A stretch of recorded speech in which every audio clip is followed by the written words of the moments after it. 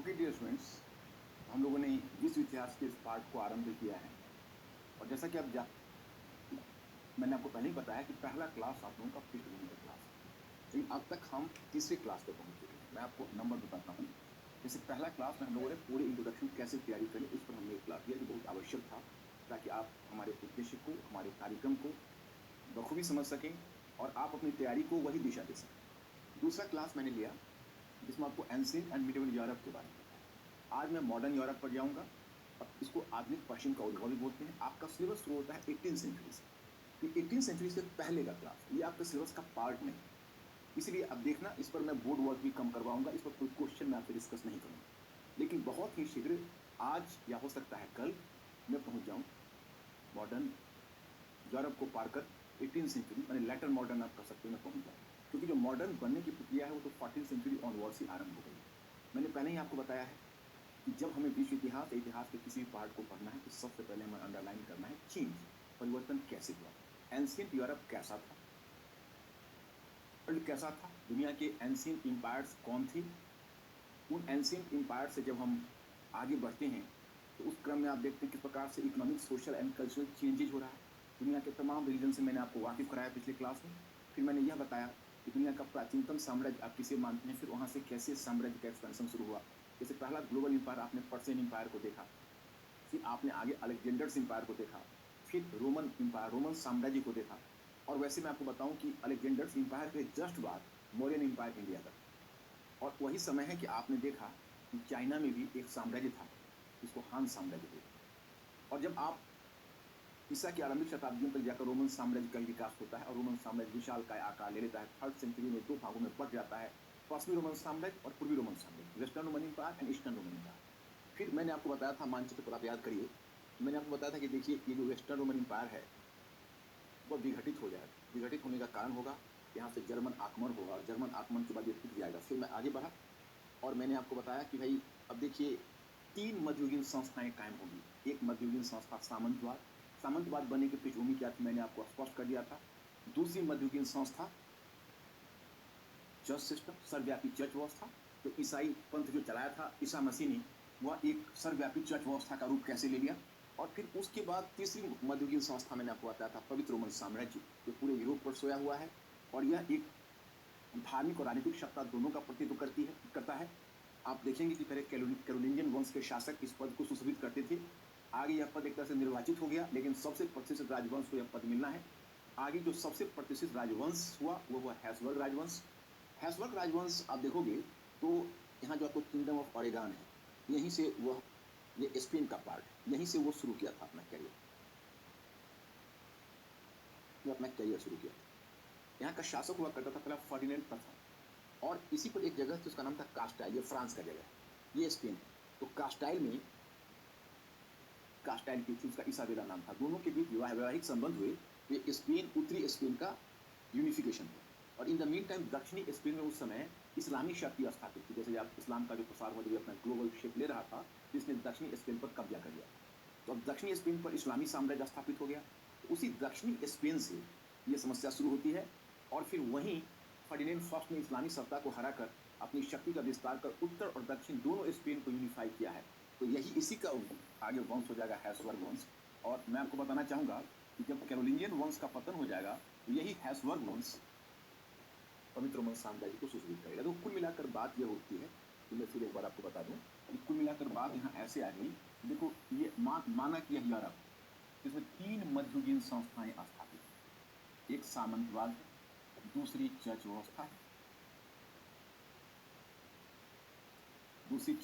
है, और तीसरी पवित्र रोमन साम्राज्य। ये तीनों अखिल यूरोपीय संस्था है। और जिसे तुम आधुनिक पश्चिम का उद्भव कहोगे, उस आधुनिक पश्चिम के उद्भव की विशेषता होगी राष्ट्रीय राज्य का उद्भव, नेशन स्टेट का उद्भव। अब आप ही बताइए, जब तक ये तीनों मध्ययुगीन संस्थाएं अस्तित्व में होगी, राष्ट्रीय राज्य कैसे? राष्ट्रीय राज्य को आने के लिए इन्हें टूटना मांगता है। आगे देखोगे तो जैसे देखो यूरोप का सिर्फ ऐसे पकड़ लेगा, Britain, France, Spain, Switzerland, Belgium, Germany, इस तरह से सबके अलग अलग राष्ट्र बने। तो ये राष्ट्र कैसे बनेंगे? अगर मान लो सामंतवाद है, वो एक अखिल यूरोपीय संस्था है, एक ही सामंत की जागीर फ्रांस में भी और एक ही सामंत की जागीर ब्रिटेन में भी। तो जब ब्रिटेन और फ्रांस दोनों में उसकी जागीर है, तो फिर राष्ट्रीय सीमा रेखा कैसे खींची जाए? ये समस्या है ना? तो जिसको तुम अब हम लोग जो आगे बढ़ेंगे पहले, तो उसमें देखेंगे कि 14वीं सदी और 18वीं सदी 14वीं सदी और 18वीं सदी में आधुनिक यूरोप का उद्भव हो। लेकिन आधुनिक यूरोप के उद्भव के लिए इन तीनों संस्थाओं का पतन अनिवार्य होगा। इन तीनों संस्थाओं का पतन अनिवार्य होगा। तो इन तीनों संस्थाओं का पतन होगा तो आधुनिक यूरोप का उद्भव होगा। ये हमारे सिलेबस का पार्ट नहीं है, इसकी पृष्ठभूमि है।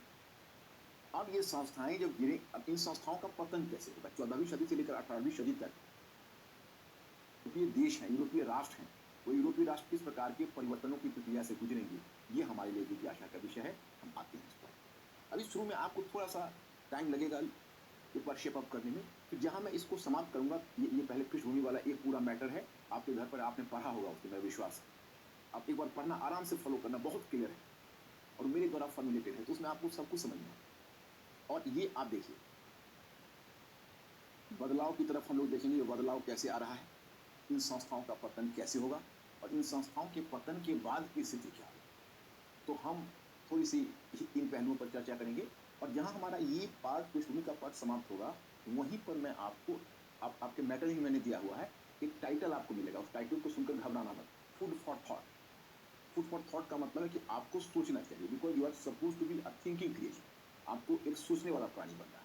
जब आप वही बनोगे तो वर्ल्ड हिस्ट्री में हमारा क्या अभिप्रेत है, क्या उद्देश्य है, आप जानते ही हो कि एक तो आपको परिवर्तन की पूरी समझ हो, दूसरा इससे बाकी विषयों का क्या संबंध है वो भी आपके दिमाग में स्पष्ट हो। इसलिए आपने देखा होगा एक कॉलम हमने एक्सक्लूसिवली बनाई है, जो है अंतर अनुशासनात्मक दृष्टिकोण। जैसे आप इसे देखेंगे तो इसके बाद लास्ट में आपको मिलेगा अंतर अनुशासनात्मक दृष्टिकोण, इंटरडिसिप्लिनरी अप्रोच। वो क्या है, तो मतलब उसका बाकी विषयों की तरफ कैसे संकेत मिलता है, तो वो मैं आपको आपके मैटर में ही आपको मिल जाएगा। चलिए हम लोग अब आगे बढ़ते हैं।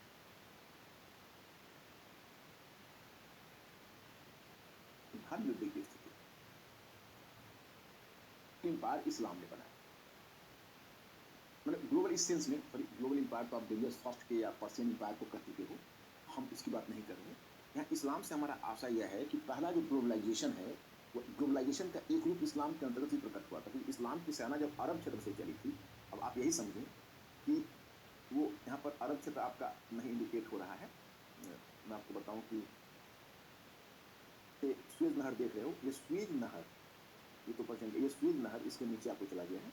तो जो स्वेज नहर आप देखोगे तो स्वेज नहर और फारस की खाड़ी के बीच का जो पार्ट है वो अरब क्षेत्र है। और ये जो आप देख रहे हो, ये वाला जो रीजन है, ये जिसमें त्रिपोली है, जेरूशलम है, ये सब, यहाँ जब आओगे तो पश्चिम एशिया का रीजन आपको मिलेगा। तो जेरूशलम का जो रीजन है वो बड़ा पवित्र जगह है, बहुत पवित्र जगह है। इसमें आज भी आपने जेरूशलम का नाम सुना होगा कि जेरूशलम में तीनों धार्मिक संप्रदाय की रेली वहां, तीनों धार्मिक संप्रदाय की जड़, और तीनों के तीनों महत्वपूर्ण धार्मिक संप्रदाय हैं, यहूदी, ईसाई और इस्लाम, तीनों की ट्रेस है। तो हुआ ऐसा कि आपको सूचना मिली कि 1095 से एक सूचना आपको मिलती है, क्रूसेड की शुरुआत हुई। उसको क्रूसेड कहते हैं। क्रूसेड इसलिए कहते हैं, क्रूसेड को हिंदी में कहते हैं धार्मिक, यहाँ पर हेडिंग आपका दिया हुआ। वो क्रूसेड का कारण क्या था? इसका कारण यह था कि जैसे ही जो पश्चिमी शक्तियां थी, यानी पश्चिम में जो ईसाई विश्व है, ये जब इस्लामी विश्व अपना प्रसार करता जा रहा था, आपने देखा था कि किस प्रकार अरब क्षेत्र से आगे बढ़ते हुए उत्तरी अफ्रीका पर इसने कब्जा किया। इसने पश्चिम एशिया में ईरान, सीरिया, इराक, इन सभी क्षेत्रों को जीतते हुए फिर यह मध्य एशिया की तरफ बढ़ा। मध्य एशिया में भी इसने सफलता पाई बहुत हद तक, और तब यह भारत की तरफ बार बार प्रयास किया। पहले तो उत्तर पश्चिम क्षेत्र में ही पहले अरब लोग पहले सिंध पर कब्जा किया, फिर आगे जब तुर्कों का आगमन हुआ। देखो, इस्लाम एक ग्लोबल पावर बनाने में, इस्लाम को एक ग्लोबल पहचान दिलाने में मुख्य भूमिका है तुर्कों और मंगोलों, क्योंकि अरब वालों ने तो जीता, मध्य एशिया के किनारे भी चले गए, उन्होंने भारत में भी सिंध को जीता। बाद में मध्य एशिया से बहुत सारी जनजातियां आई, जो मैं आपको कल्चर वाले पार्ट में बताया था। तो जो मध्य एशिया से बहुत सारी जनजातियां आई, तो इन मध्य एशियाई जनजातियों के द्वारा तो इस्लाम कबूल किया गया। तो जब इस्लाम का प्रसार मध्य एशियाई जनजाति के बीच हुई, तो जब इन जनजातियों का बहुत ही आक्रामक रवैया था, तो जितनी सफलता अरब वालों ने पाई, उससे भी ज्यादा सफलता तुर्कों ने पाई। और पहले जो चंगेज खान, जो मंगोल नेता है जिसका नाम आपने सुना होगा, वो चंगेज खान पहले एक, जैसे बुद्धिस्टों के बारे में कहा जाता है जो बौद्ध पंथ है, उसकी लगभग 18 शाखाएं थी। तो आपको जानकर आश्चर्य होगा कि दुनिया का एक ट्रू डिक्टेटर, मतलब डिक्टेटर शब्द तो उसके लिए नहीं है, निरंकुश शासक, चंगेज खान एक बुद्धिस्ट शाखा से जुड़ा और आरंभ में जो मंगोल थे वो इस्लाम के से बिल्कुल अलग थे, बल्कि उन्होंने इस्लामी विश्व के समक्ष एक संकट पैदा कर दिया। चंगेज खान के पुत्र हलाकू खान ने तो इतना जघन्य काम किया था कि उसने इस्लामी विश्व के मुखिया बगदाद के खलीफा की निर्ममतापूर्वक हत्या कर दी। लेकिन आगे चलकर मंगोलों ने भी इस्लाम को कबूल कर लिया। जब मंगोलों ने इस्लाम को कबूल किया तो मंगोलों के अंतर्गत जो विस्तार हुआ, जैसे आप देखते हो भारत में मुगल, तो मुगल किसके वंशज? मंगोल के वंशज। मंगोल की का एक पार्ट जिसने इस्लाम को कबूल कर लिया, बाद में मुगल कहा जाने लगा। तो उसी प्रकार से जब मंगोलों ने भी इसे अपना लिया तो पूरी दुनिया में इस्लाम का प्रसार हुआ। अब जब इस्लाम चारों तरफ सबके दरवाजे पर दस्तक दे रहे, उसने यूरोप पर भी दस्तक दिया था, परंतु यूरोपीय देशों ने अपने आप को एक तरह से समझो तो इस्लाम के विरुद्ध संघर्ष के लिए तैयार हो गए। हालांकि जिसको आप धर्म युद्ध कहते हो उसके पीछे छिपी हुई दूसरी राजनीति यह थी, उधर जो रोम का पोप था, वो रोम का पोप भी कुछ न कुछ आंतरिक समस्याओं से ग्रस्त था और यूरोप के ईसाई देश भी आंतरिक समस्याओं से ग्रस्त थे। उन्होंने सोचा कि अगर हम आंतरिक समस्याओं से लोगों का ध्यान हटाना चाहते हैं तो हम बाहरी मोर्चे पर एक संघर्ष को आयाम दें। तो आज भी तुम देखते हो कोई भी राजनीतिक नेता का ये बहुत बड़ा प्लॉय होता है, बहुत बड़ा कर सकते हो टैक्टिक्स होता है, वो अपने पब्लिक के दिमाग को किस तरह डाइवर्ट करे। उसी प्रकार से उन्होंने अपने लोगों का मतलब अपने कुलीन वर्ग के कुलीनों के बीच भी टकराहट हो रही थी, चर्च और कुलीन के बीच भी कुछ समस्याएं आ रही थी। तो इन सब आंतरिक कॉन्फ्लिक्ट को उन्होंने बाह्य रूप देने के लिए नारा दिया यरूशलेम पर कब्जा। और फिर कुल मिलाकर तो वैसे देखो यहाँ पर आपको 4 क्रूसेड्स के बारे में बताएं। मुख्य रूप से 3 क्रूसेड्स हुए हैं, 3 धर्मयुद्ध हुए हैं जो 1095 से चलकर और वो 1291 तक चला, ये 3 धर्मयुद्ध। तो मुझे उस धर्मयुद्ध की कहानी से कोई लेना देना नहीं। मैंने क्या कहा कि मैं सिर्फ आपके सिलेबस के बाह्य पार्ट या आपका सिलेबस का पार्ट नहीं है, तो मैं इस पार्ट में सिर्फ उसी पहलू को स्पर्शित करूंगा जो हमारी सिलेबस की समझ में भूमिका निभा। तो मैंने यहाँ पर क्रूसेड्स अथवा धर्मयुद्ध की चर्चा बस इस बात के लिए की कि जब इस्लाम की सेना आती है और जब ईसाई सेना यहाँ से बढ़ती है तो एक तो पवित्र रोमन, एक तो फ्रांस है, फ्रांस से देखो सेना जा रही है यरूशलेम की तरफ, पश्चिम एशिया, और एक यहाँ पर जर्मनी। तो जर्मनी एक्चुअली यहाँ पर होली रोमन एम्पायर है, तो होली रोमन एम्पायर अपनी सेना लेकर वह भी इधर से जा रहा है, इस रूप से यहाँ पश्चिम एशिया से यरूशलेम में जा रहे हैं। तो जो उत्तर पश्चिमी यूरोप से जब सेनाएं जब पश्चिम एशिया की तरफ गई, यरूशलेम की तरफ गई उस धर्म युद्ध के दरमियान, उसमें नए नए व्यापारिक मार्ग खुले। जो मैं पहले ही बता चुका हूँ कि सामंती अर्थव्यवस्था एक स्थिर अर्थव्यवस्था, एक गतिहीन अर्थव्यवस्था, एक क्षेत्रीय अर्थव्यवस्था और एक कृषि अर्थव्यवस्था, और बाह्य व्यापार का लगभग पतन हो चुका था पश्चिमी रोमन साम्राज्य के विघटन के पश्चात। मुद्रा अर्थव्यवस्था भी अस्खलित हो चुकी थी और इसके अलावा मैंने आपको बताया कि नगरों के विपतन की प्रक्रिया चल रही थी। तो अब व्यापार है वो क्षेत्रीय स्तर पर सिमट गया था।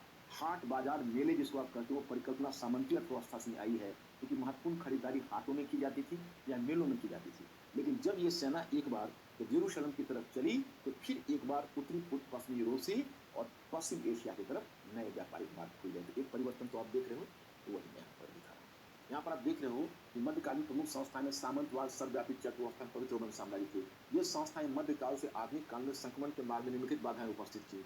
आर्थिक युग के 2 प्रमुख वैचारिक उपकरण थे, तर्कवाद एवं मानववाद, परंतु इन तीनों संस्थाओं के द्वारा इन्हें उभरने नहीं दिया जा रहा था।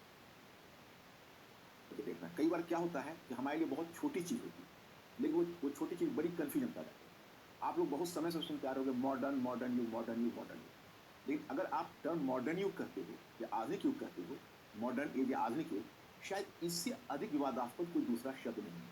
इससे अधिक विवादास्पद दूसरा शब्द नहीं होगा। तो मेरा आशय यह है कि जब आप मॉडर्न कहते हो तो एक सवाल खड़ा होता है कि मॉडर्न से आप अर्थ क्या लेते हो, what do mean by modern. तो अगर कोई आपसे पूछे कि अच्छा आधुनिक के लक्षण बताइए, तो मैं आपको सजेस्ट करूंगा कि 2 चीजें उन्हें आप बता देना, तर्कवाद एवं मानववाद। आगे आपको समझ में आ जाएगा। तर्कवाद का मतलब है कि तर्क का विपरीत क्या है, अपोजिट क्या है। अगर मैं आपसे पूछूं कि तर्क का विपरीत क्या है तो आप कहोगे आस्था। तो कोई चीज अगर आस्था से आप स्वीकार कर लेते हो कि नहीं नहीं ऐसा इसलिए कि मुझे उसके प्रति श्रद्धा है, तो आधुनिकता का लक्षण ही माना जाता है। आधुनिकता का लक्षण है कि हर चीज में आप तर्क से स्वीकार करें। तर्क ही ज्ञान की कसौटी होनी चाहिए, ये आधुनिक युग का कहना है। पहले लोग इसलिए मान लेते थे कि हमारी परंपरा ऐसी कह रही है, हमारे मतलब पूर्वज कह रहे हैं, हमारा धर्म कह रहा है, हमारे पुरोहित कह रहे हैं, तो लोग आंख मूंद कर विश्वास कर लेते थे, क्योंकि आस्था की बात है, विश्वास। अब विश्वास नहीं, तर्क। जो हमारा ह्यूमन रैशनलिज्म जिसको एक्सेप्ट करेगा हम उसे मान कर। तो एक है, अब कहोगे मानववाद। मानववाद में वैसे तो अस्पष्ट आगे करूंगा, लेकिन मानववाद के बारे में इस शब्द का मतलब बता दूं। इंग्लिश में उसको ह्यूमनिज्म बोलते हैं। मानववाद का मतलब है कि पारलौकिक की जगह इहलौकिक। पारलौकिक का मतलब है इस जगत से बाहर का जो संसार है। तो जो इस संसार को मानते हैं, जैसे अब शंकराचार्य ने कहा ब्रह्म सत्य जगत मिथ्या। मैं यहाँ विवाद में नहीं पढ़ना चाहता और मेरा उद्देश्य यहाँ तो शंकराचार्य के अद्वैत दर्शन की खिल्ली उड़ानी नहीं है। मैं सिर्फ यह बताना चाहता कि वो एक आध्यात्मिक उत्थान के लिए वो ज्ञान बहुत आवश्यक है, लेकिन वह ज्ञान कम से कम भौतिक जगत से आपको विच्छेदित कर देता है। क्योंकि अगर आप इस संसार को मिथ्या मान लेते हो तो आपकी दृष्टि पारलौकिक मानी जाएगी, और आधुनिकता का लक्षण पारलौकिकता नहीं है। आधुनिकता का लक्षण क्या है? इहलौकिकता। इहलौकिकता क्या होती है? एक टर्म आपको मिलता है इहलौकिकता। तो इहलौकिकता होती है जब आप जब इस संसार को और इस शरीर को सत्य मानते हो। तो आप अगर इस संसार और शरीर को सत्य मानोगे तो ये कहलाएगी इहलौकिकता। और अगर आप इस संसार और शरीर को छोड़कर किसी अन्य संसार को आप सत्य मानते हो तो वो कहलाती है पारलौकिकता। Then you find that term इहलौकिकता। यहाँ पर आपने एक शब्द देखा इहलौकिकता। तो यहाँ पर महत्व किसका है? इस संसार का है, इस काया का है। इसका महत्व अगर दिया तो वो होता है मानववाद। आप मानते हो कि यह संसार ही सत्य है, ये शरीर ही सुख का साधन है और हमें इस शरीर का संवर्धन करना चाहिए, तो ये फिर होती है मानववाद। माने आप ईश्वर के समानांतर मानव की प्रतिष्ठा कर रहे हो, जो पुनर्जागरण का लक्षण होगा, आगे बताएंगे, तो कहलाएगा मानववाद। तो तर्कवाद और मानववाद ये दोनों आधुनिकता के लक्षण हैं। लेकिन ये जो तीन मध्ययुगीन संस्थाएं अस्तित्व में आई हुई हैं, ये तीनों मध्ययुगीन संस्थाओं ने इस तर्कवाद और मानववाद को दबाया। तीनों मध्ययुगीन संस्थाओं ने तर्कवाद और मानववाद को दबाया। तो तीनों संस्थाओं के द्वारा इन्हें उभरने नहीं दिया जा रहा। दूसरा, आधुनिक युग से जुड़े हुए प्रमुख विचारधारा राष्ट्रवाद, धर्मनिरपेक्षता तथा व्यक्तिवाद। इन तीनों संस्थाओं के विघटन के पश्चात ही संभव। तो जो आधुनिक युग से जुड़ी हुई जो प्रमुख विचारधारा है राष्ट्रवाद, धर्मनिरपेक्षता तथा व्यक्तिवाद का उभार भी इन तीनों संस्थाओं के विघटन के पश्चात ही संभव था।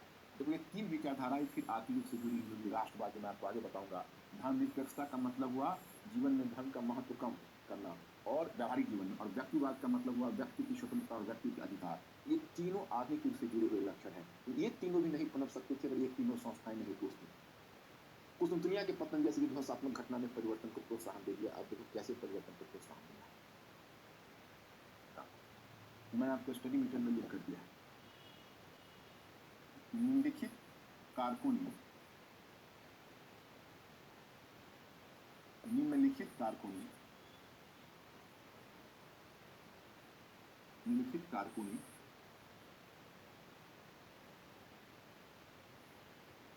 ने परिवर्तन को संभव बनाया। परिवर्तन को संभव बनाया।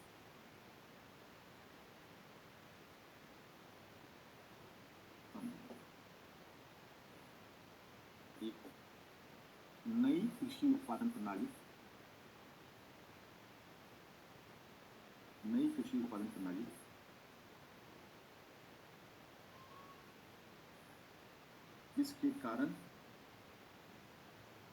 इसके कारण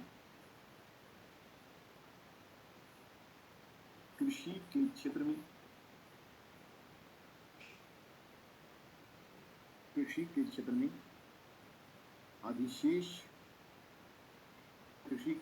अधिशेष उत्पादन आया। कृषि के क्षेत्र में अधिशेष उत्पादन आया और फिर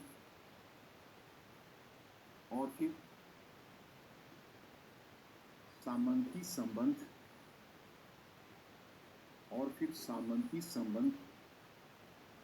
चरमराने लगे। देखो मैं यहाँ पर आपको थोड़ी सी झलक देना चाहता हूँ। मैंने अपने स्टडी मटेरियल इसको लिख कर दिया है। जैसे देखो पहले क्या होता था, जैसे यूरोप की भूमि उतनी उपजाऊ नहीं थी। यूरोप में सामंतवाद आने की वजह क्या है? एक वजह यह भी थी तो कृषि दास्ता कहते हैं। मैंने पिछले क्लास में आपको कृषि दास्ता बताई हुई है। इसके लिए हमने मेहनत प्रणाली शब्द का प्रयोग किया है और सर्फडम, जिसे कहते हैं कृषि दास्ता, सर्फडम। उसमें मैं एक बात बताना चाहूँगा कि एक्चुअली हुआ ऐसा कि आप जैसे देख रहे हो, तो अब ये खेत है, तो इसमें मैंने बताया कि डिमेंस है और ये मेंस है। तो अब जो डिमेंस है वो डिमेंस की उपज तो डायरेक्ट जा रही है लॉर्ड को, और ये मेंस है, इसमें किसान बसाया गया, रैयत उसको बोलते हैं, जमीन से बांध दिया गया। इस भूमि में स्वयं खेती करके उसे अपनी उपज को, अपनी जरूरत को पूरा करते और कुछ थोड़ा बहुत कर के रूप में भी देते, लेकिन मुख्य रूप से अपने भरण पोषण के लिए। और उनसे अपेक्षा की जाती है कि सप्ताह में 4 दिन आप यहाँ पर फ्री काम कीजिए अथवा बेगार कीजिए, इसको कृषि दास्ता करिए। तो इस पद्धति को लागू होने के पीछे कारण यह था कि भारत की तरह यूरोप की भूमि उपजाऊ नहीं, और वहाँ पर लाइफ महंगा था क्योंकि वो ठंडा मुल्क था।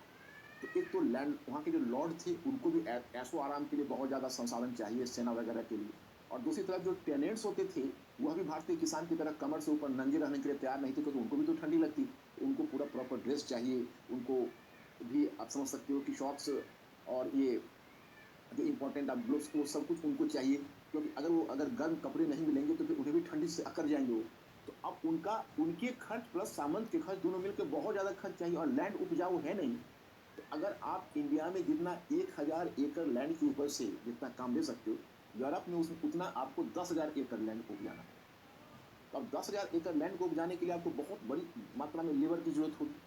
अब यूरोप में पॉपुलेशन ग्रोथ उतना हुआ नहीं था भारत की तरह। भारत का तो एंशिएंट टाइम से ही, अभी की बात तो छोड़िए, अब तो हम लोग एक्सप्लोजन की कगार पर हैं, चाइना को भी ओवरटेक करने के लिए तैयार हैं।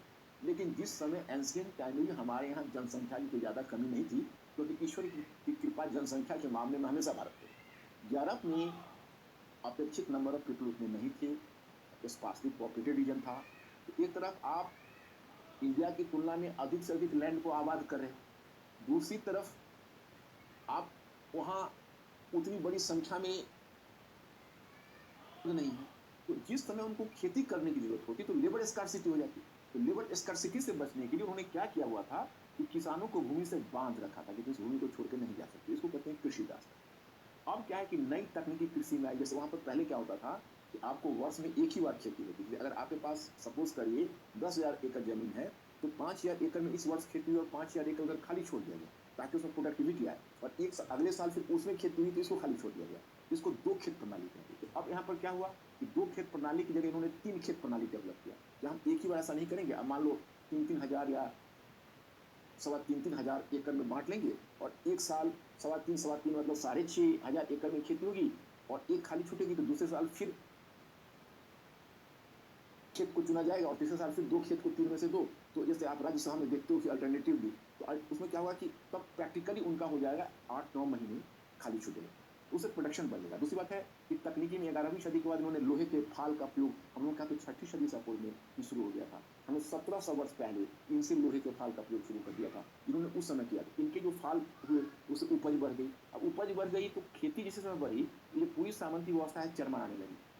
क्योंकि अब ये किसान सोच रहे हैं कि अच्छा होता कि लैंडलॉर्ड हमारे खेत में फ्री कर देते, लेबर से ही फ्री कर देते, और हम लेबर कहीं और बेचकर अपना काम करते, इनको बदले में कैश देते। और लैंडलॉर्ड भी सोचने लगे कि वैसे भी ये तो कामचोर लोग हैं, हमारे यहाँ ठीक से काम नहीं कर रहे, हम भी बाजार से लेबर को हायर कर लेंगे, लेकिन हम अपने ढंग से खेती को आगे बढ़ाएंगे। इस प्रकार से ये व्यवस्था टूटने लगी। एक तो ये फैक्टर हो गया। दूसरा फैक्टर है, दूसरा फैक्टर मैंने आपको धर्म युद्ध बताया। धर्म युद्ध के कारण नए व्यापारिक मार्ग का खुलना, नए व्यापारिक मार्ग का खुलना, मार्ग का खुलना। और तीसरा कारक अब मैं आपको बताने जा रहा हूं, वह कारक है कुस्तुनतुनिया का पतन।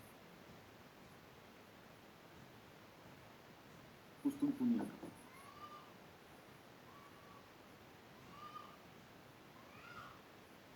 अब जो तीसरा कारण है वह कुस्तुनतुनिया का पतन। ये घटना है 1453 की।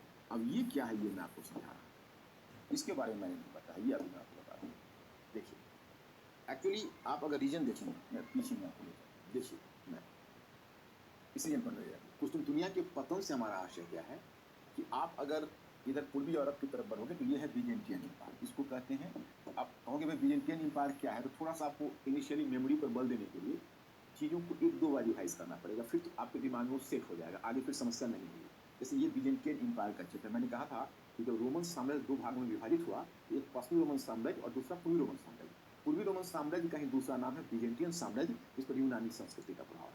और दूसरी बात मैंने आपको यह बताई थी कि जैसे देखो एक जगह है, एक मैप तो आपको जाएगा तो आप देख लेना, कॉन्स्टेंटिनोपल। कॉन्स्टेंटिनोपल उसको हिंदी में कहते हैं कुस्तुनतुनिया, अब इसको इस्तांबुल कहा जाता है, टर्की, तो टर्की में, वर्तमान टर्की में। तो यह बीजेंटियन साम्राज्य अथवा पूर्वी रोमन साम्राज्य की राजधानी थी। तो हुआ ऐसा कि आप अगर थोड़ा सा इधर आगे बढ़ोगे तो सेंट्रल एशिया में तुर्कों की एक शाखा थी। जैसे आप इसे ऊपर हट के जाओगे तो तुर्कों की एक शाखा थी, इसको कहते थे ओटोमन तुर्क, इन्हें ओटोमन तुर्क कहा जाता है। ओटोमन तुर्कों ने क्या किया कि इस पर हमला कर दिया बिजेंटियन साम्राज्य पर 1453 में। जब इन पर हमला किया तो बिजेंटियन साम्राज्य का पतन हो गया, उसका डिक्लाइन हो गया, वो गिर गया। और तुर्कों ने आकर ये पूर्वी रोमन साम्राज्य अथवा बिजेंटियन साम्राज्य पर कब्जा कर दिया और शासक के रूप में स्थापित हो गए। तो शासक के रूप में स्थापित हो गए तो इसका मतलब है अब जो कुस्तुनतुनिया है वो ओटोमन एम्पायर का क्षेत्र हो गया। आइए देखो, ये जो आप कुस्तुनतुनिया है ये ब्लैक सी और भूमध्य सागर के मुहाने पर। तो अब देखिए समस्या यह आ गई कि ये जो यूरोप है वह यूरोप पूर्वी वस्तुओं पर, पूर्वी वस्तुओं का मतलब एशियाई वस्तुओं, विशेषकर भारत की वस्तुएं, जिसमें मसाले थे। तो मसाले भारत से जाते थे और दक्षिण पूर्व एशिया से भी आते थे, परंतु भारत के माध्यम से ही जाते थे। उस समय यूरोप में अगर लोग आइडेंटिफाई करते थे स्पाइसेस के लिए तो इंडिया को ही करते थे। और बहुत पहले जो आपको मैंने बताया जो सिकंदर का साम्राज्य था, और सिकंदर ने जब भारत पर हमला किया था तो सिकंदर के आगमन के पश्चात भारत और यूरोप के बीच 4 व्यापारिक मार्ग खुल गए और निरंतर व्यापार होता रहा था थ्रू अलेक्जेंडर एरा। हालांकि उससे पहले से ही तो पर्शियन साम्राज्य के समय से ही हो रहा है, लेकिन सिकंदर के समय और उसको गति मिली। तो हुआ ऐसा कि जब कुस्तुनतुनिया पर तुर्कों का कब्जा हुआ तो इस्लामी शक्ति थी उस समय, बहुत ज़्यादा हॉस्टिलिटी थी क्रिश्चियन पावर और इस्लामी पावर में, बहुत ज़्यादा दोनों के बीच शत्रुता थी। तो जब इस्लामी शक्ति का कुस्तुनतुनिया पर कब्जा हो गया, अब समस्या उसमें यह आई कि जब ईसाई व्यापारी अगर भारत से व्यापार करना चाहते उस क्षेत्र से गुजरने में उन्हें परेशानी, क्योंकि उन पर घात लगाकर उन्हें मुस्लिम सैनिक पकड़ लेते और जबरन उनको फोर्सिबल कन्वर्जन कर देते। फोर्सिबल कन्वर्जन से मतलब है कि जबरन उन्हें इस्लाम धर्म में धर्मांतरित कर देते। इसलिए अब क्रिश्चियन व्यापारी इस क्षेत्र में जाने की हिम्मत नहीं कर पा रहे हैं। ओके, एक तरह से यूरोप जैसे जिन को जादूगर बोतल में कैद कर देता है, उसी प्रकार से यूरोप एक बोतल में कैद हो चुका है। अब पूरब की तरफ जाए तो जाए कैसे, और पूरब की तरफ जाए बिना नहीं रह सकता। तो पूरब की तरफ नहीं जाएंगे तो लग्जरी प्रोडक्ट्स नहीं मिलेंगे। और यही समय है कि मैंने आपको बताया है कि यूरोप में कृषि अर्थव्यवस्था का विकास हो रहा था, एक संपन्न भूमिधारी वर्ग आ चुका था और उसके द्वारा विलासता संबंधी सामग्री, लग्जरी गुड्स की मांग को बढ़ा दी गई थी। तो अब उन्हें कुछ लग्जरी गुड्स चाहिए थे, वो लग्जरी गुड्स पूरब में मिलने थे। विशेषकर मसाले का उपयोग खाने के लिए नहीं करते थे, मसाले का उपयोग होता था, उसको फ्रीजिंग मटेरियल कहते हैं। फ्रीजिंग का मतलब है कि मांस की उपलब्धता काफ़ी बढ़ गई थी। उस मांस को पर लेप लगाकर रख देने से वो कई दिनों तक वो मांस सर्वाइव कर सकता है, कई दिनों तक उसका प्रिजर्व किया जा सकता है। इस प्रकार से आप देखते हो कि फ्रीजिंग मटेरियल के रूप में उनका उपयोग हो रहा है, फ्रीजिंग मटेरियल। तो इस प्रकार से आप अगर इस पर नजर डालते हैं तो आप गौर करके देखते हो टाइम एम्पायर ने भी फ्रीजिंग मटेरियल की तरह इसका जो यूरोप के देश है वह मसाले की मांग कर रहे हैं तो उपयोग कर रहे हैं। अब समस्या यह है कि मसालों की आपूर्ति कैसे होगी, तो ये समस्या आई। अब इसमें छोटी मोटी और भी कहानी है, उस कहानी की तरफ ले जाऊंगा तो आपको थोड़ा सा और कॉम्प्लिकेशन बढ़ जाएगा, इसको इधर नहीं जाना है। आप फिलहाल यह जानिए इन्होंने सोचा, इन्होंने हिम्मत नहीं हारी। ये जगह आप देख रहे हो यह स्पेन, और स्पेन के बगल में यह पुर्तगाल। पहले ये अलग अलग देश हुआ करते थे। 1580 में स्पेन पुर्तगाल को जीत लेगा तो पुर्तगाल बन जाएगा स्पेन का पार्ट, लेकिन पहले अलग अलग। ये दोनों वैसे भी अटलांटिक महासागर की तरफ खुलते थे और इस चुनौती को स्पेन और पुर्तगाल ने पहले स्वीकार किया। उनका ये मानना था कि चलो भाई पृथ्वी गोल है, बहुत सारे वॉयेजर्स थे, तो पृथ्वी गोल है तो हम अगर पश्चिम के रास्ते भी जाएंगे तो पूरब तो पहुंचेंगे। इस रूट से ना सही, इस रूट को भले ही ओटोमन तुर्कों ने घेर रखा है, हम इस रूट से इंडिया तक पहुंचे। इसी क्रम में पहल की पुर्तगाल और स्पेन ने। एक पुर्तगाल का शासक था, उसका नाम था डॉन हेनरी, उसने इस पहल को शुरू की थी। नए नए क्षेत्रों को खोजने की बात के पुर्तगाल शासक उसे करते रहे। और इधर स्पेन में वहाँ किंग था फर्डिनेंड और उसकी रानी थी इसाबेला, वो भी इनकरेज करती रही कि हाँ नए क्षेत्र की खोज करो, पता लगाओ। उसी में कोलंबस था। कोलंबस स्पेनिश नहीं था, ही वॉज एन इटालियन। अब देखो पुर्तगाल का दुर्भाग्य था कि पहले कोलंबस पुर्तगाल के ही शासक के पास गया था कि आप हमें फाइनेंस करिए, हम नई दुनिया की खोज के लिए निकलेंगे। तो पुर्तगाल के शासक ने उस पर विश्वास नहीं किया था, तो वो स्पेन के दरबार में गई और इसाबेला और ने उसे अधिकृत किया, उसे फाइनेंस दिया। तो वो इटाली वासी था, स्पेन के ही पहल पर वो आगे बढ़ा और फिर वो जब नए मार्ग की खोज के लिए भारत के लिए निकला तो वो पहुंच गया अमेरिका। और वो अमेरिका का मतलब है दक्षिण अमेरिका, और अमेरिका के तट पर वो टकराया। तो अब आप यही समझ लो कि कोलंबस की घटना 1492 की है, लेकिन कोलंबस इसी गलतफहमी में मरा कि हमने भारत को खोजा, हम भारत के ईस्टर्न पार्ट पर पहुंच गया। उसका मानना था कि भारत का ईस्टर्न पार्ट। तुम देख सकते हो कि वो, लेकिन उसने एक नई दुनिया को, एक नई जगह का पता लगा लिया, नई दुनिया की खोज कर दी। और उधर 1498 में वास्को डिगामा जो पोर्चुगीज था, उससे पहले बार्थोलोमेओ डियाज, देखो ये अफ्रीकी महाद्वीप है, इसके अफ्रीकी महाद्वीप के बस अटलांटिक होकर अफ्रीकी महाद्वीप से ही के पास से गुजरते हुए अगर आप सुदूर दक्षिण में जाओगे तो केप ऑफ गुड होप पहुंच जाओगे, जो अभी साउथ अफ्रीका का पार्ट है। उत्तमाशा अंतरिक्ष करती है। तो वहाँ पर तो बार्थोलोम्यू डियाज नामक पोर्चुगीज ही पहुँच चुका था और 1498 में अब वास्को डी गामा वहाँ से होते हुए केप ऑफ गुड होप से सीधा पहुँच गया इंडिया का मालाबार कोस्ट पर। और जब इंडिया के मालाबार कोस्ट पर उतरा तो देखिए, अगर आप इसे एक कहावत आपने सुनी होगी, एक महत्वपूर्ण जो एस्ट्रोनॉट है उसका स्टेटमेंट है कि a simple leaf for a man and a giant leaf for Mankind. यहाँ पर मतलब ये है, वही चीज़ यहाँ पर कोलंबस और वास्को डी गामा का है। एक सिंगल नाविक का, एक सिंगल सेलर का अचीवमेंट है। सिंगल सेलर का नाम कितने पूरा क्रू है उसमें, पूरी समूह है, तो उसका अचीवमेंट है, एक बोटमैन का अचीवमेंट है, एक ग्रुप का अचीवमेंट है। लेकिन एक जो ग्रुप का अचीवमेंट है, एक नई दुनिया, ये पूरी वर्ल्ड हिस्ट्री का एक टर्निंग पॉइंट कैसे है? तो इस्लामिक ग्लोबल व्यवस्था कायम हुई थी 7वीं सदी। 7वीं सदी से इस्लाम का प्रसार हुआ तो लगभग 8वीं सदी तक आकर एक ग्लोबल सिस्टम धीरे धीरे शेप लेने लगा। और फिर उस ग्लोबल सिस्टम लगभग आप कह सकते हो 9वीं सदी 10वीं सदी तक वो ग्लोबल सिस्टम एक तरह से एक बड़ा सिस्टम के रूप में स्थापित हुआ। तो शुरू के जो 500 वर्ष हैं उसमें इस्लामिक ग्लोबल सिस्टम हावी रहा। लेकिन अब वास्को डिगामा और कोलंबस जब अब एक वैकल्पिक मार्ग की खोज करके जब सी वोयेज लेकर निकला, तो इसका प्रतीकात्मक अर्थ क्या था? इसका प्रतीकात्मक अर्थ था कि अब इस्लामिक ग्लोबलाइजेशन की जगह क्रिश्चियन ग्लोबलाइजेशन या यूरोपियन ग्लोबलाइजेशन की शुरुआत होगी। अब गौर करना, 15वीं सदी के अंत में दोनों महानुभाव ने नई दुनिया की खोज की है, मतलब एक नई दुनिया की खोज की है, दूसरा पूरब के वैकल्पिक मार्ग की खोज की है। लेकिन मैं यहाँ पर यह बताना चाहूंगा कि आगामी 500 वर्षों तक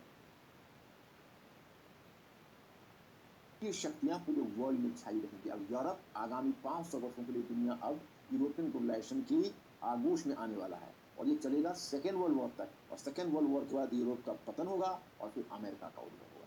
तो इतिहास में यही चेंज तो आपको समझना। एक और दिलचस्प चीज कि अभी पीछे मैंने चर्चा की है, जो एशिया महाद्वीप सबसे बड़ा महाद्वीप था और सबसे अधिक संसाधनों वाला महाद्वीप था। एशियाई साम्राज्य उस समय कितने बड़े बड़े साम्राज्य थे मैंने आपसे परिचय कराया है। लेकिन देखो, एक दुखद पहलू है। और अच्छा, और इतना ही नहीं, मैंने बताया कि उस समय तो जीडीपी का कॉन्सेप्ट तो सेकेंड वर्ल्ड वॉर के अंदर आया है। अगर टोटल संसाधनों को जीडीपी टर्म में अगर उस समय भी ले जाके पीछे अगर देखोगे तो तुमको पता चलेगा कि 18वीं सदी के पूर्वार्ध तक, जब तक पलासी और बक्सर नहीं हुआ था भारत में और उधर अफीम चाइना पर नहीं थोपा गया था, तो पूरे वर्ल्ड जीडीपी का 55% चाइना और इंडिया के पास था, 55%, 31% चीन और 24% इंडिया। आप समझ सकते हो कितना संसाधन थे और चीन उसमें लीडिंग था। चीन तुम कहोगे दुनिया की प्राचीनतम सभ्यता तो नहीं थी, उसमें एक थी और दुनिया को चीन ने